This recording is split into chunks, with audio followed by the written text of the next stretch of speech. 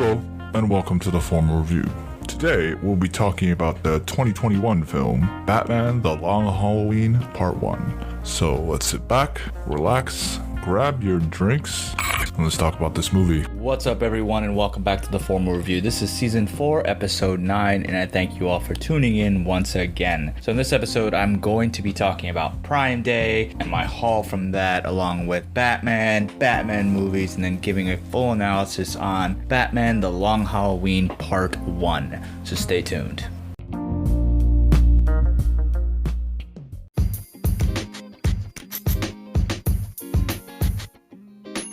Have you ever thought about starting your own podcast? When I was trying to get this podcast off the ground, I had a lot of questions, like how do I record an episode? How do I get my show into all the apps that people like to listen on? How do I make money from my podcast? The answer to every single one of those questions is really simple. Anchor. Anchor is a one-stop shop for recording, hosting, and distributing my podcast. And best of all, it's absolutely 100% free and ridiculously easy to use. And now Anchor can match you with some great sponsors. That means you can get paid to podcast right away. In fact, that's exactly what I'm doing right now. So if you've always wanted to start a podcast and make money doing it, go to anchor.fm/start to join me and the diverse community of podcasters already using Anchor. Again, that's anchor.fm/start. And I can't wait to hear your podcast.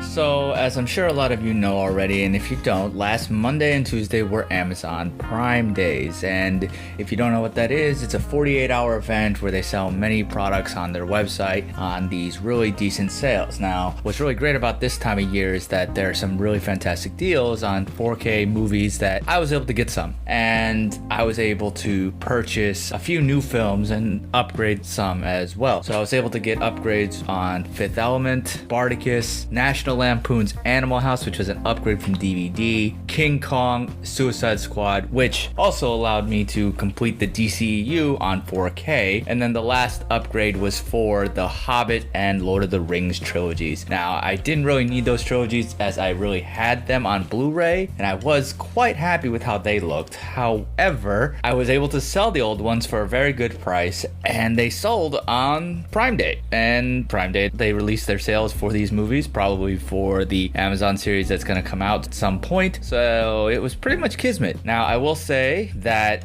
the fake 4K ones are Suicide Squad and King Kong, and I only got those because they were on sale. The rest of them, though, are true 4K transfers that use 4K digital intermediates, whereas those other two use 2K digital intermediates. So the question that a lot of people always keep asking me is that, why do I spend money on things like this? Well, one of the reasons is that I'm able to sell and upgrade these movies for a very cheap price, and at this point I've spent about $5 per movie, and honestly that's not that bad. The other main reason is, in prior episodes I've obviously touched on some things like the audio and video upgrades, and these are still true till today, but there are some other things as well. There are multiple things that I look into when it comes to upgrading and also purchasing 4K movies, and mostly it has to do with the price, and honestly it has to be around like Black Friday prices, because that is obviously the cheapest that most movies are ever going to be. So I have a list that I keep track of that shows me the prices of movies that I want from many years prior, and while this is not a guaranteed list of the price point for these movies on these specific sale days, it's a good baseline to have. And if a movie that hasn't had a Black Friday yet, such as a movie that was released, let's just say in 2020, I use a website called Camel to see its Amazon prices, and this website shows really how much the movies have been over the course of the year or last 3 months or whatever. And if it's the lowest it's ever been, or similar to the November price tag, I most likely will buy it, because if I can't find it listed out somewhere, Amazon usually price matches Best Buy or whatever around November. So most likely, if it's ever going to be that low, it's going to be that. So my collection now is a little over 800 movies, with about 186 of them being 4K UHD. Now,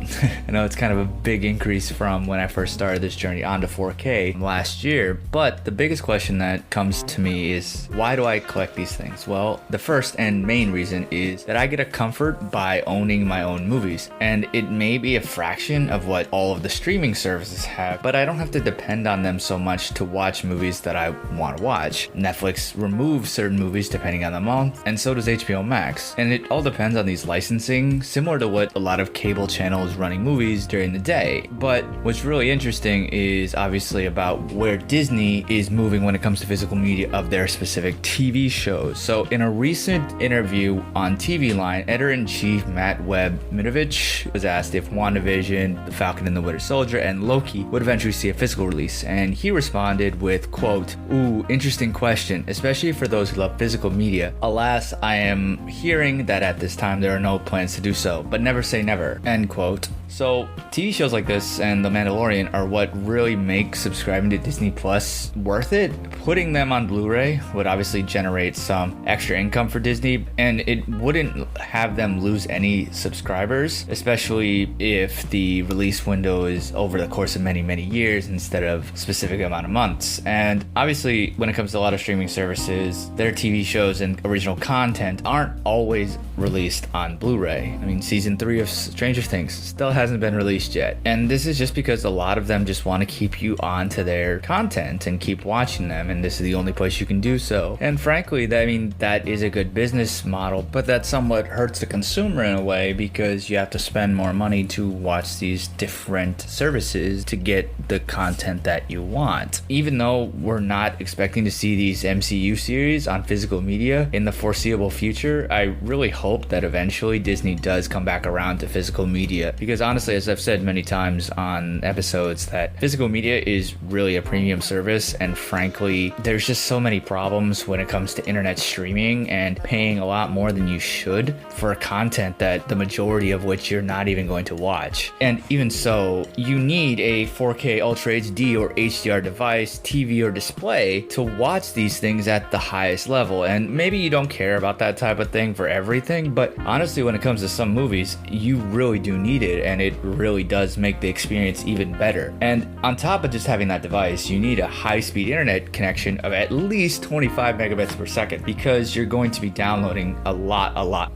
of data, and you obviously don't want buffering to pause the movie halfway through and then you have to wait for it to load for an extra 10 minutes. So even if you live in an area that doesn't have these data caps and you have the most consistent bandwidth available and you've never lost a connection, physical media still holds the upper hand, because no matter what you do, compression is still going to happen. And if you say to me that that doesn't bother you, then that's fine, but you have to admit that it's not going to be as good, because you're not getting the true aspects of the film. If you say anything else, you're wrong, practically speaking. You're just at a point that it doesn't bother you so much, because in an age where TVs and sound equipment are really at the best that they've ever been, you're pretty much bottlenecking the quality of media that you consume on them. Now, I'm sure that some people would disagree and say that physical media is a fad that really has outlived its days and really has been supplanted by more modern forms of viewership. Now, I would say back to these people, look at your internet numbers, look at your HDMI cable, look at these subscription services and what you're paying for them. Are you actually using everything you can to the fullest extent? And look to see if your favorite service has one of your favorite movies. Does it have all of them? If you wanted to turn on a specific movie right now and watch it, how many of them could you do that? And then, if you get to that point, find a movie and then compare it to somebody who has the 4K disc version. Now,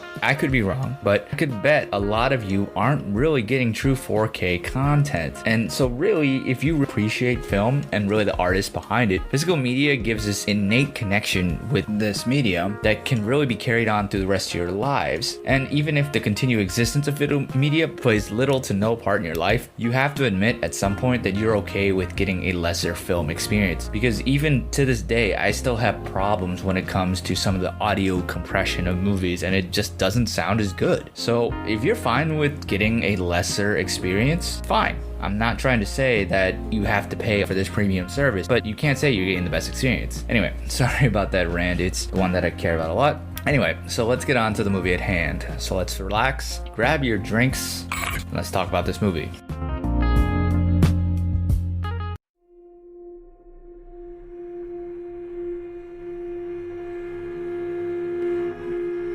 So before I get started, I do want to say that there's going to be a slight spoiler warning here. As I always say, I would suggest go watch the film first before you have to hear what I have to say about it so you fully understand everything. But if you don't care about that, just keep listening. Also, I know I talk about this at the end, but the data shows that most people don't listen to that part, so I want to talk about it here and reiterate the importance of leaving reviews on your favorite subscription services. I do read those because I do want to grow, because these episodes are really for all you listeners out there, and I want to keep this entertaining. So what do you want to hear? Do you want to hear games? Do you want to hear more of the 4K stuff? Do you want to hear me talk about a certain movie? If you want to come on and talk to me about something, for you want to debate, I'm always open to do stuff like that, so you can always reach out to me on social media. I always want to grow and improve, and just because something works doesn't mean that it cannot be improved. So if there's something that you want me to improve on, let me know, and I will grow as such. Anyway, Batman The Long Halloween Part 1 is an animated superhero film based on the DC Comics storyline of the same name. It is the 42nd film in the DC Universe animated original movies line, and it is directed by Chris Palmer and stars the voices of Jensen Ackles, Naya Rivera, Josh Duhamel, Billy Burke, Titus Welliver, David Dast Malkian, Troy Baker, Amy Landiker, Julie Nathanson, Jack Quaid, Fred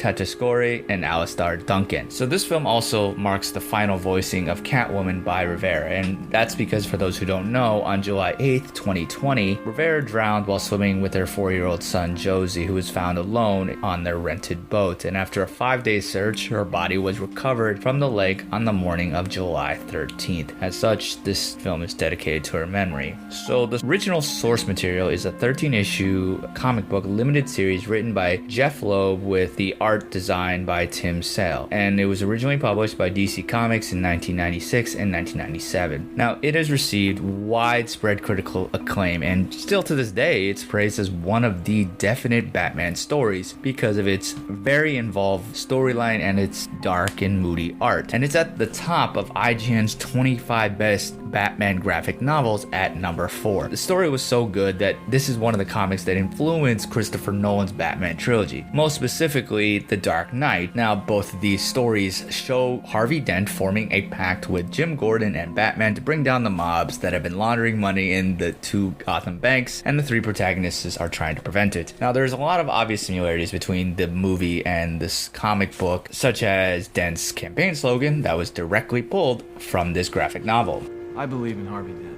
Honestly, this story is one of those books that really keeps you on your toes and really does a great job at keeping the suspense going. And it really shows how Batman is the world's greatest detective, which is one of Batman's most important qualities. And honestly, this is one of the qualities that they've messed up in the live action films. The Dark Knight to this day is perhaps one of the best made films when it comes to dealing with the Batman character. As a film, it's 9 out of 10, but as a Batman film, it struggles. Now, it's true that obviously Batman is in it and he is the main character. However, there is a specific difference between a film that has Batman in it and an accurate Batman film. And this is because Batman has very distinct qualities because he is a man in a suit and has no superhuman powers. He's a human being and he can't rely on superhuman strength, speed, or really anything like that to get him out of any type of situation. And he relies on knowledge, detective skills, and athletic prowess to get to where he needs to go. And because he has a lot of money, he's able to have access to advanced technologies, which obviously then gives him some sort of advantage over his enemies. What are your superpowers again?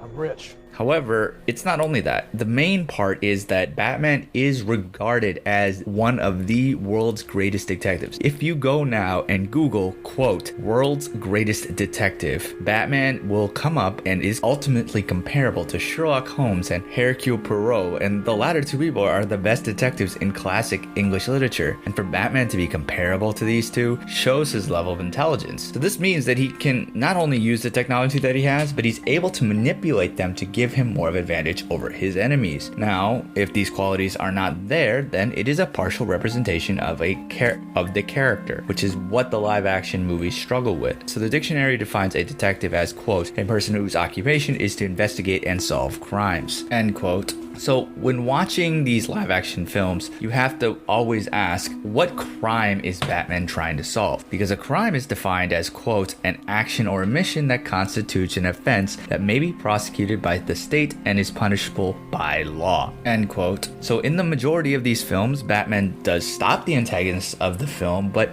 not really by solving anything. He needs to find an explanation for something. Now, the first Batman the movie with Adam West is pretty much laughable when it comes to any type of scientific knowledge, though he does have a good amount of devices to use, like the shark repellent. Yeah. Anyway, then Michael Keaton's Batman has him tracking down the Joker, who is poisoning the entire city, but Batman doesn't have any indication of how Joker's chemical concoction or where he's poisoning the city. And even if it's in there, it's very minimal. The sequel, Batman Returns, does less, and then the latter films in those Batman films obviously could care about other things more so than Batman's detective work, such as Never leave the cave without him, which is just as corny, honestly, as the Batman the movie with Adam West. Now, when it comes to Nolan's films, now before everyone is up in arms about this, I will say I am a fan of Nolan's films. So this kind of breakdown is only from a place of love, not from a place of hate toward these movies. In Batman Begins, one of the main points is the drugging of Gotham's water supply. Now, there are two small detective moments where Batman is interrogating Gordon.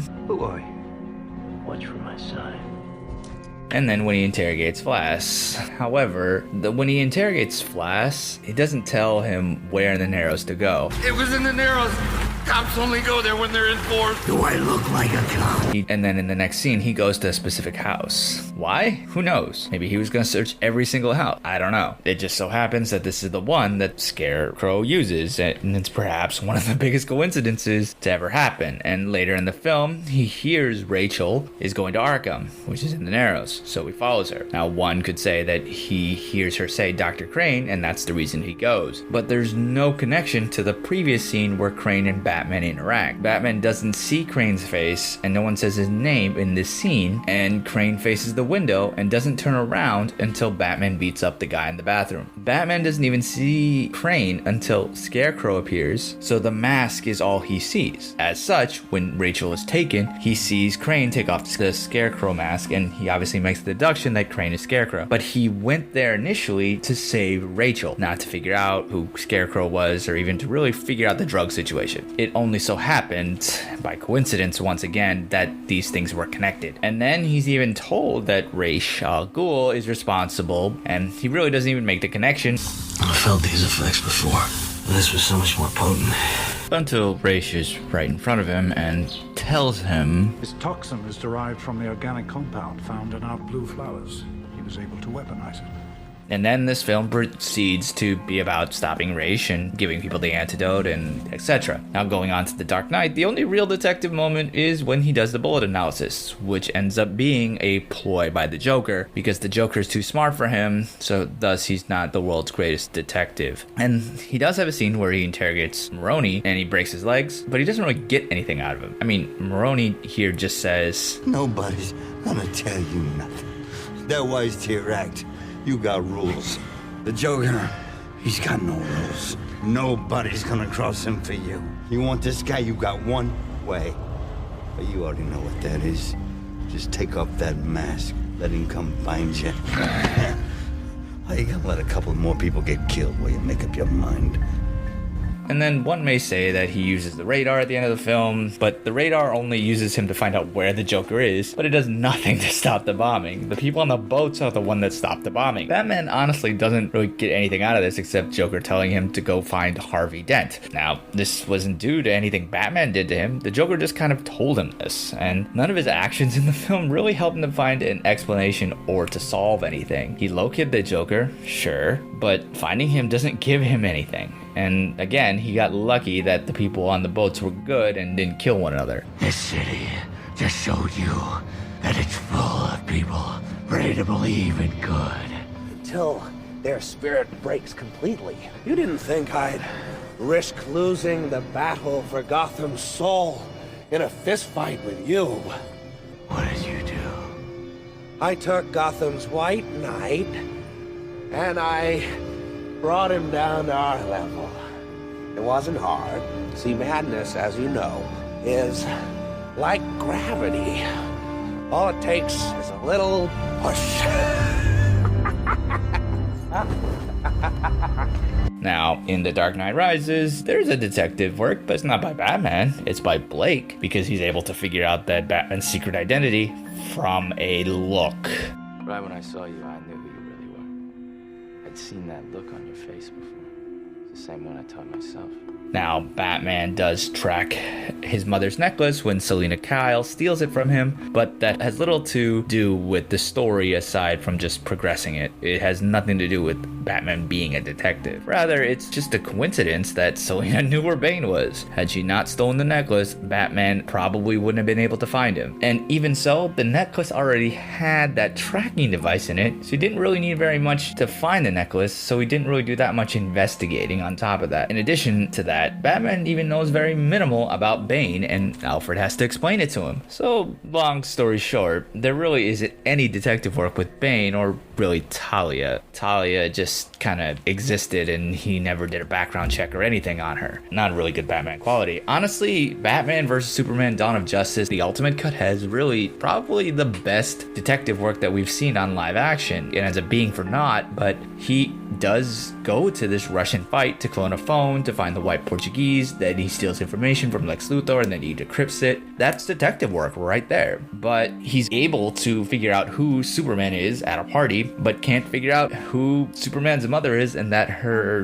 name was the same as his. Lois Lane figured this out in Man of Steel. Maybe she was the greatest detective in this universe, I don't know. Either way, it's not Batman. Now, this film, however, shows Batman being a detective. Similar to The Dark Knight, Harvey forms this alliance with Batman and Gordon, like I already talked about, to take down this organized crime in Gotham. Now, things obviously get a little bit more complicated when this mysterious killer begins murdering the Falcone crime family, specifically on holidays, and he becomes known as Holiday. Now, no one knows who this killer is, and this really screams Mask of the Phantasm, especially if you've never read the source material. And what's really interesting about this is that Batman's rogue gallery of villains all become involved with this mystery, which obviously then pushes the crime families to have this somewhat battle between them and the freaks of Gotham for control over the city. And this movie also starts to set into play the biggest philosophical themes of the original graphic novel, which is hope and symbology. But I'll get more into that when the second half is released, if it follows suit. But as this being a two-parter, the film is obviously not a direct adaptation of Loeb's work because it's not one full story. However, it sets the stage immensely well. Now, the Dark Knight here faces this mysterious killer that really can't be stopped by brute force or terror. He has to become this true detective where anyone and almost everyone is a suspect for who this murderer is. And the murderer's motives are honestly on the same level as confusing. And from an animation standpoint, this film artistry touches on the noir aspect and really pushes the boundaries for a great Batman film. Now, if one hasn't read the original story or honestly knows what happens, the film's story is so gripping because it has these complex characters and honestly a fairly unpredictable plot. Now, even if you do know what was going to happen, the story is still so enticing because of its style. It takes inspiration from The Godfather, as Carmine Falcone is the spitting image of Marlon Brando's Don Vito Corleone, and this character is absolutely menacing. And the animation and the action scenes are absolutely fantastic, as everything is stylized to seemingly take place during the 1930s. And if you're a fan of Batman the Animated Series, this film almost feels the same as that series, from the cars to the fedora-wearing mobsters. And as the story progresses, the audience gets to know these characters so intricately, which ultimately pushes the mystery to continue on. Now, there are some changes from this source material, and this film covers about 1/3 of the original comic book story. So I'm excited for part 2 to come out. Now,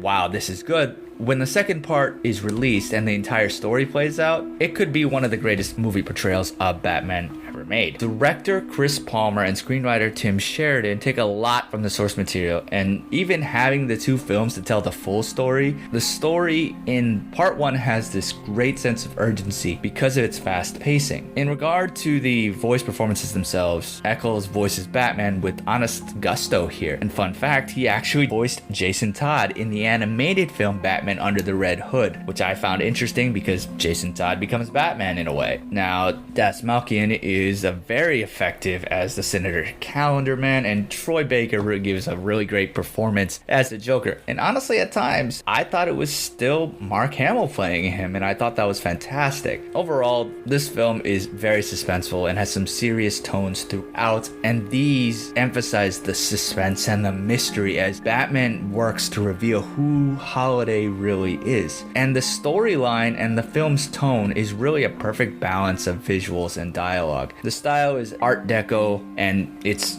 dark and the sun never comes out. Again, if you're a fan of Batman the Animated Series, this film hits every mark outside of obviously the complete story. While the film works wonders to set up the next one, the story does suffer as there is no full conclusion. This is not to say that the film should have attempted to rush the story within its 85-minute runtime, but maybe they could have expanded it to 2 hours to complete the story, or 2.5 hours. Maybe there'll be an extended version of the film that is released that is one full cut. But even if not, one could watch this and then continue on to the hopefully successful part 2, which is set to be released on July 27th, 2021. What a movie. Now, what did you think? Let me know. Hit me up on social media. Formal Review is on Facebook, Twitter, and the Gram, and also YouTube. The handle's all the same. It's at The Formal Review. And for anyone who has supported me on a financial basis, I thank you very much for supporting me in that way. For anyone who wants to support, you can go to anchor.fm/the_formal_review and click support this podcast, and any donation is appreciated. Thank you all again for tuning in. And until next time, wash your hands, get vaccinated, or if not,